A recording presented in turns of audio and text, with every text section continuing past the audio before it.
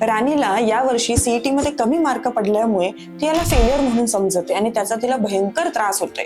मग यासाठी तिने नेमकी काय करायला पाहिजे बरं? या सिच्युएशनला फेलियर असे न बघता तिने याच्याकडे यशाची पुढची पायरी आहे असे म्हणून बघितले पाहिजे. त्याचबरोबरीला आत्मपरीक्षण करणे म्हणजे सेल्फ इव्हॅल्युएशन करायला हरकत काय आहे? आपण कुठे चुकतोय, कुठे कमी पडतोय आणि त्याचबरोबरीला आपल्याला काय छान जमते हे जर केलं तर नक्कीच आपला अभ्यासावर जास्त चांगला परिणाम पडतो. आपल्या टास्कला छोट्या छोट्या टप्प्यांमध्ये डिवाइड करायला हवे म्हणजे गोल सेटिंगला मदत पडते. जसं की आठवड्याचा टाइम टेबल असेल, महिन्याचा टाइम टेबल करायला हरकत नाही.